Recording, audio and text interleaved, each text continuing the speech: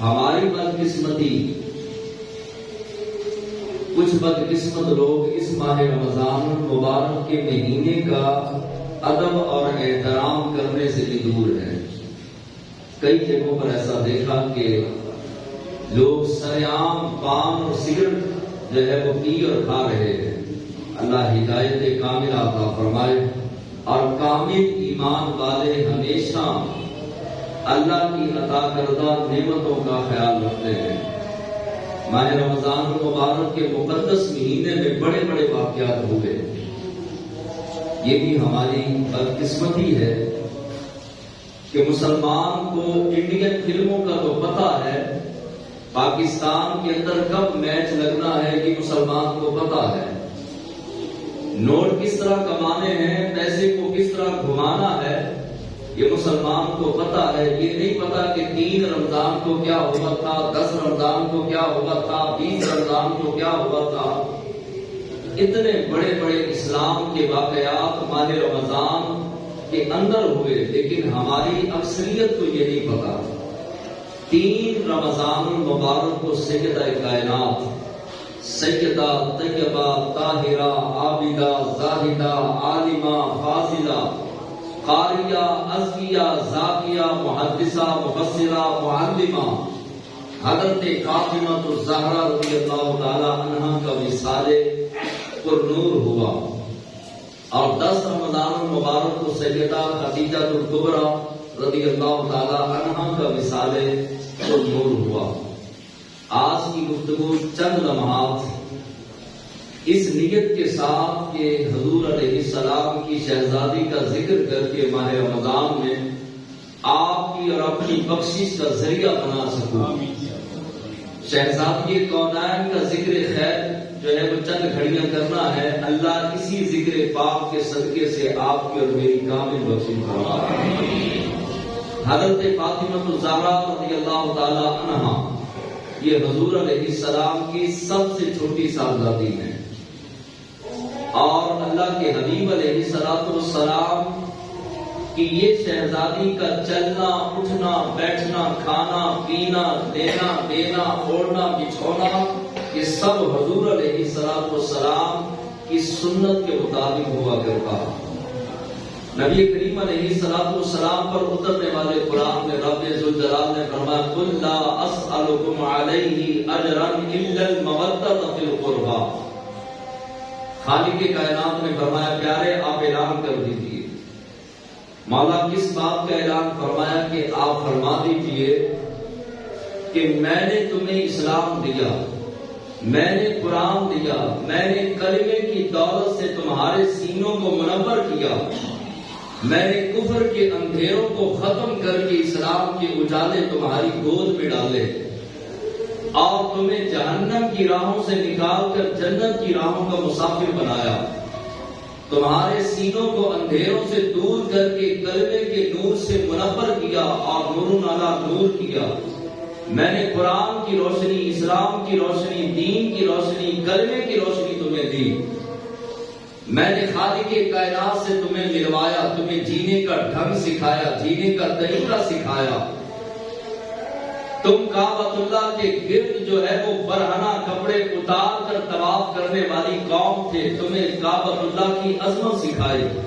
تم ماں باپ کو جو ہے وہ منڈیوں کے اندر بیچنے والے تھے، بہنوں سے نکاح کرنے والے تھے، میں نے بہن کا مقام بتایا، ماں کی شان بتائی، باپ کی عظمت بتائی۔ میں نے تمہیں جہالت کے اندھیروں سے نکال کر جو ہے وہ علم کے نور کی طرف جو ہے تمہیں لایا۔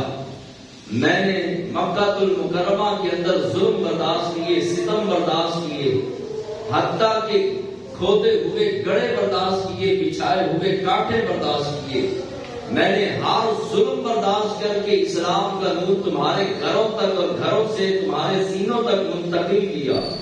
میں تم سے کچھ اجر نہیں مانگتا، کوئی فیس نہیں مانگتا، کوئی مطالبہ نہیں کرتا، کوئی جو ہے وہ دنیاوی کسی قسم کا مطالبہ نہیں ہے۔ قل لا اسألکم علیہ اجرا الا المودۃ، ہاں البتہ اجرت کوئی نہیں مانگتا۔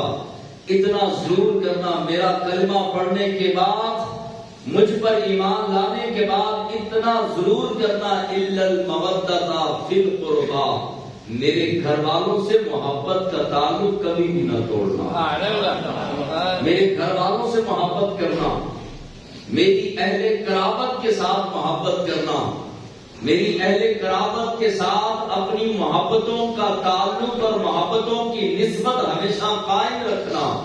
اہل قرابت میں کون کون ہیں؟ علماء نے لکھا اہل قرابت کے اندر تمام حضور کے گھر والے، حضور کی ازواج، حضور کی بیویاں، مومنوں کی مائیں، اور اس کے بعد حضور کی پاک اولاد اہل بیت، حیدر کرار شیر خدا، حضور کے اصحاب، اور جتنے بھی اہل قرابت میں آتے ہیں تمام صحابہ کرام، علماء فرماتے ہیں کہ اہل قرابت کے اندر شامل ہیں۔ فرمایا ان سے محبت کرنا، ان سے پیار کرنا، اور ان کے ساتھ، ان کے دامن کے ساتھ جڑے رہنا۔ اگر دامن کے ساتھ میری اہل قرابت، میرے گھر والوں، میری اہل بیت کے دامن کے ساتھ وابستہ رہو گے تو دنیا میں بھی بیڑا پار ہوگا، قبر و حشر میں بھی بیڑا پار ہوگا۔ نبی کریم علیہ السلام کی شہزادی کا مثال ہوا 3 رمضان المبارک کو۔ کتنی تھی؟ 3 رمضان المبارک۔ آئندہ ساری زندگی نہیں بولنا انشاءاللہ۔ 3 رمضان المبارک کو مثال سیدہ خاتون جنت فاطمہ الزہرا شہزادی کونین رضی اللہ تعالی عنہا ہوا، اور اللہ کے حبیب علیہ السلام کی سب سے چھوٹی شہزادی کا نام بھی سیدہ فاطمہ الزہرا ہے۔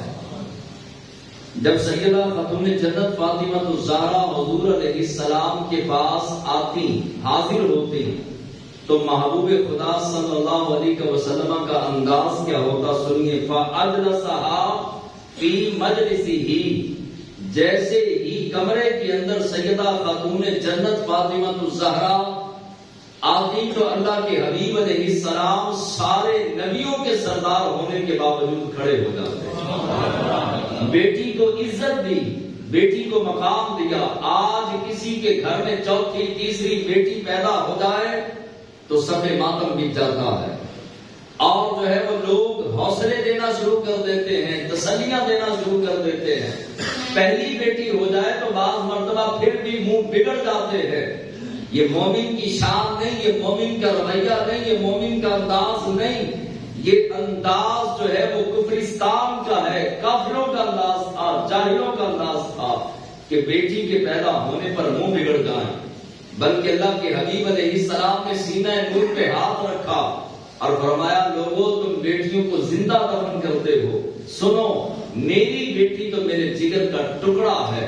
اور اللہ کے حبیب علیہ السلام نے اس دور کے اندر بیٹی کا جو ہے وہ احترام کیا اور بیٹی سے محبت کا اعلان کیا، جس دور کے اندر بیٹی کو زندہ درگور کیا جاتا تھا، زندہ دفن کیا جاتا تھا۔ شیخ سعدی شیرازی آپ لکھتے ہیں کہ جب بھی دعا کرو اس انداز سے دعا کرو گے تو اللہ قبول فرمائے گا۔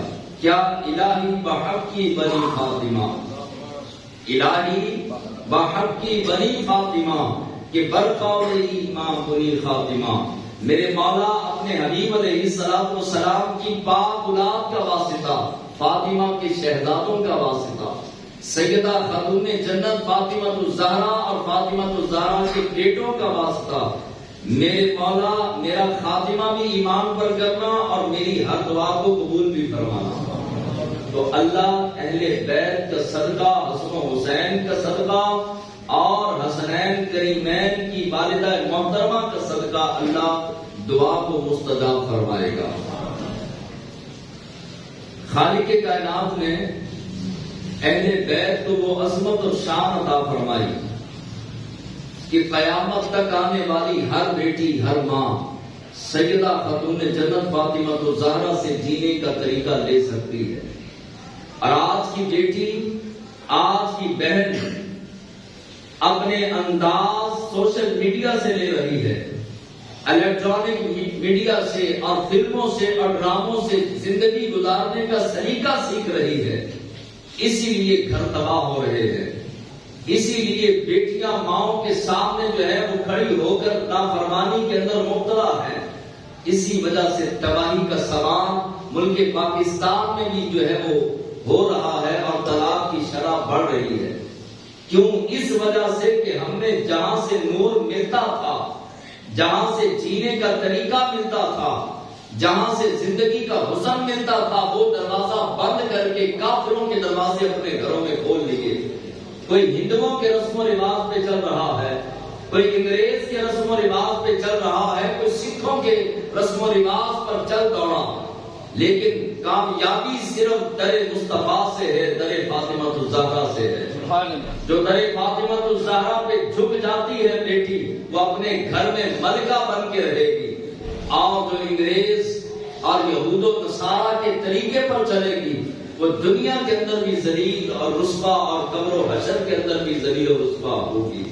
خالق کائنات نے وہ مقام عطا کیا سیدہ خاتون جنت کو، فاطمہ الزہرا رضی اللہ تعالی عنہا کو.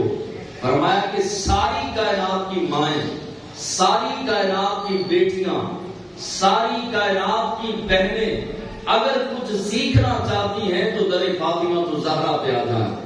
یہ وہ در ہے کہ جہاں پہ ایک بیوی ہونے کے ناطے بھی سمجھایا جائے گا. یہ وہ در ہے کہ ایک بہن ہونے کے ناطے بھی سمجھایا جائے گا. یہ وہ در ہے کہ جہاں ایک بیٹی ہونے کے ناطے بھی سمجھایا جائے گا. یہ وہ در ہے کہ جہاں ایک ماں ہونے کے ناطے بھی سمجھایا جائے گا. سیدہ